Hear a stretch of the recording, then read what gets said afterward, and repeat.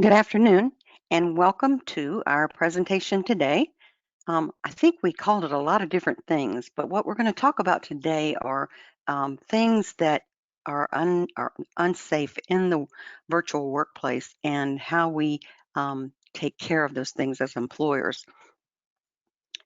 I'm Kathy Graham. I'm head of the HR services area, and I want to thank you for being here today. As you know, our webinars last somewhere between 15 and 20 minutes. I know you guys are busy, and I want to make sure that you get the information you need to do your job and that you don't spend a lot of time doing it. I will be sending a PDF of this presentation to each person who attends today. So we're talking today about ensuring safety in a virtual workplace. We're going to talk about physical safety, emotional safety, and harassment protection. Some things we don't really think about when we think about a virtual environment. So physical safety is something that's very important. It's as important at home as it is at work.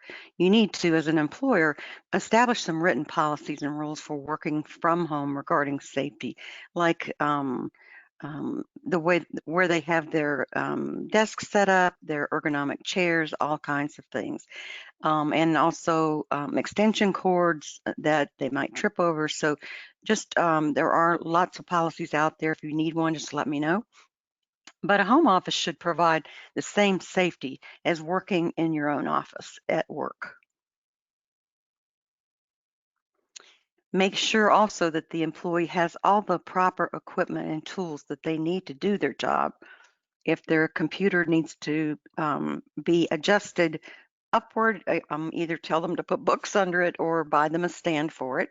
If they need an ergonomic chair at home, something that's similar to what you have at work, then make sure they have that so you don't end up with someone who complains of back issues.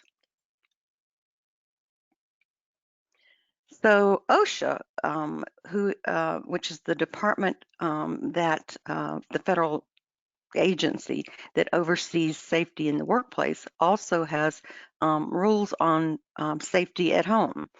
Their directive on home offices is pretty clear. They're not going to go out and do an inspection of an employee's home office. They are not going to hold you responsible for their home office, and they don't expect you to inspect the homes either to make sure they're safe. If they receive a complaint about a home office, the person that complains is going to be advised of OSHA's policy. And if an employee makes a specific request, they may informally let the employer know of the complaint that they received, but they're not going to follow up. So they're really not interested in home offices, and they make it pretty clear. However, if someone is injured while working at home, it could be work-related, because injuries and illnesses that occur while an employee is working at home, including work in a home office, will be considered work-related if the injury or illness it occurs while the employee is performing work for pay or compensation in the home, and the injury or illness is directly related to the performance of work rather than to the general home environment or setting. This is straight from OSHA's regulations. So they will and do consider home offices and people who are working at home covered by the regulations that you would see at work.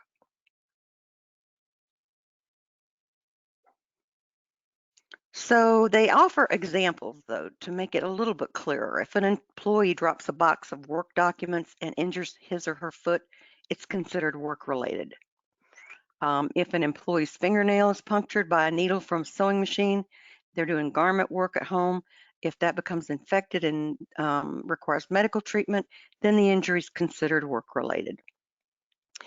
If an employee, however, is injured because they trip on their family dog while rushing to answer a work call, the case is not work-related. And then if an employee at home, working at home is electrocuted because, excuse me, of faulty home wiring, the injury is not work-related. So they give you some examples so you can kind of sort through that, but it is on a case-by-case basis. Next, we're going to talk about mental and emotional safety. There are at least right now, 4.7 million people who are working remotely in the United States alone. And almost half of those employees say that the biggest downside to working at home is their wellness issues. Um, they become unmotivated or lonely. And one of the big things is they don't separate work and non-work hours. They don't have a clock in schedule or clock out schedule. They work kind of around the clock. Um, so the remote work can also take a toll on an employee's mental health. They can feel isolated and disconnected from coworkers. And I can tell you from firsthand experience that that's true. I have been working at home since March the 17th, and I live alone. So it has been, and we've been all restricted to where we could go, what we could do.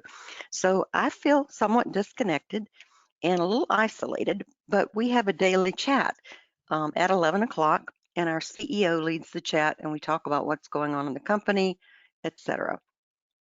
But someone who doesn't get connected to their work, those feelings can lead to anxiety and depression. Working from home can also affect your physical health. I've had people complain that they've gained weight since they started working at home. I actually forget to eat lunch, and so I've lost weight, which is a little weird. So not having to leave the house for work can lead to lack of exercise or a poor diet. Or, gyms have been closed and things like that. So people may be dealing with different kinds of issues than they would normally be dealing with. One cause of these mental and emotional issues is that many remote employees struggle to separate their work and home lives. You can take some action here by encouraging, as an employer, your remote employees to set strict business hours and to unplug from work devices outside of those hours. You can also share information and resources about physical and mental health benefits that are available either under your health plan, your employee assistance program if you have one, and then maybe provide regular information on wellness and working at home and some tips there. So the employer can get involved in providing information.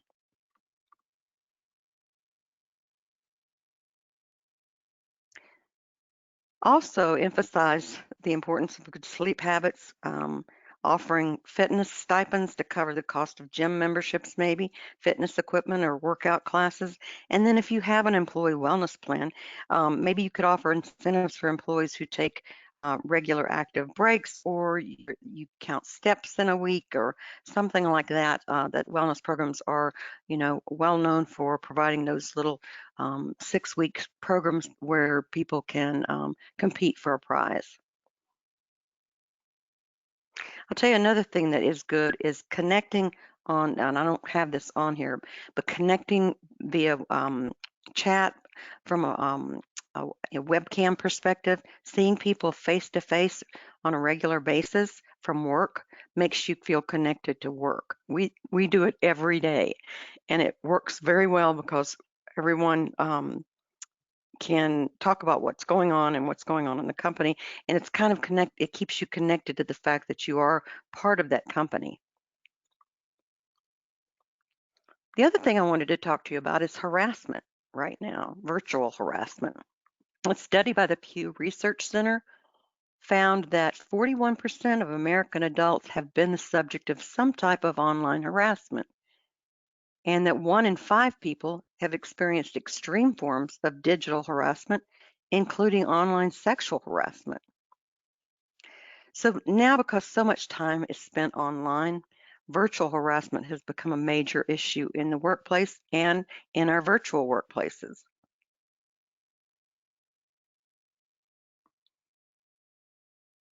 To protect your employees, first of all, write a strong harassment policy and include online behaviors. That you may have a strong harassment policy now, make sure it has that online behavior as a part of it, and enforce the policy without exception. Um, Encourage your senior management to set the tone of anti-harassment at the top, and then provide mandatory training. In some states like California, and I think New York, there's mandatory training on sexual harassment. required at least annually, I believe. And then make sure that you encourage your employees to speak up about virtual harassment. They feel like it may not be something that you would want to hear, but let them know that you do want to know about it. It would be just the same as someone in the office harassing another person. And harassment can be sexual, it can be because of their race, religion, sex, I was going to say national origin.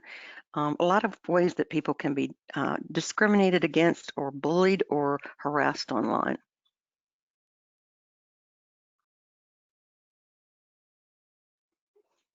Make reporting of harassment safe and easy. Um, if there's a hotline that they could call, such as like a dedicated phone number, there are services that do this, and the person could report it online without having to call a manager. But normally you would want them to contact you and let you know what's going on. And when you get a claim of harassment, take real action when you receive a report. Ignoring them or dragging your feet on investigations sends the wrong message to employees. It means you don't care.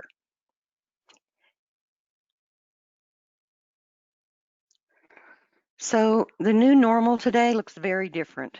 And going forward, it's hard to say what things are going to look like. It's kind of an evolutionary process right now with people returning to work. But in the meantime, update your employee handbook for any policies that have changed and any policies and procedures that have changed. So make sure that when you go forward and go back into the workplace, if you do, make sure that anything that needs to be revised has been. And if you're going to allow virtual workplaces instead of everybody coming back into the office, you need to have a policy and some procedures about that. Which jobs are eligible, which jobs are not, those kinds of things. If you have a performance appraisal plan or program, make sure that it reflects any new standards that have occurred during what we've just been through. And then communicate those changes to employees. That's very important. Usually getting an acknowledgement that they've received them. And don't forget to train your management, because if they don't know the rules and they don't follow the rules, your employees will get caught up in the mess that's caused by that. Okay, that is actually today's presentation. Does anyone have any questions? If you do, you can type them into the chat.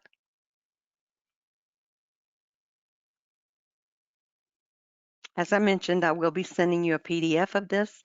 And if you have any other questions after this is over, please don't hesitate to send me an email. If you need a policy or procedure, anything like that, just make sure you reach out to me, and I'll be happy to help you with anything that you need.